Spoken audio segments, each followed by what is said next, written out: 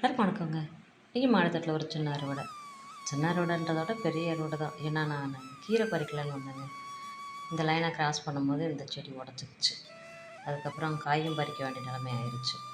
ஒரு காய் மட்டும் பறித்தா பார்த்தாது இல்லைங்களா? அது கூட பார்த்திங்கன்னா ஒரு 2 3 கத்திரிக்காய் சேர்த்து பறிச்சுட்டேன். இன்றைக்கி பொரியல் காயிடும். ஏன்னா இது எல்லாமே பார்த்திங்கன்னா பெருசு பெருசாக காய்க்கிற குண்டு கத்திரிக்காய்ங்க.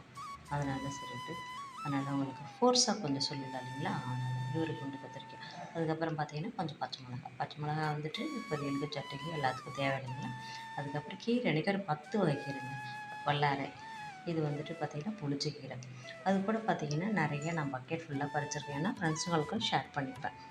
அதனால் அதை பாருங்களேன் எத்தனை கீரை அதில் 10க்கு மேற்பட்ட கீரைகள் ஒன்று ஒன்றா எடுத்தால் போர் அடிச்சிடும்ல. நான் அறுவடை பண்ண கீரை கத்திரிக்காய் பச்சை மிளகா பார்த்தீங்களா? இந்த பதிவு பிடிச்சா லைக் பண்ணி ஷேர் பண்ண மறக்காமல் சப்ஸ்கிரைப் பண்ணுங்கள், சப்போர்ட் பண்ணுங்கள்.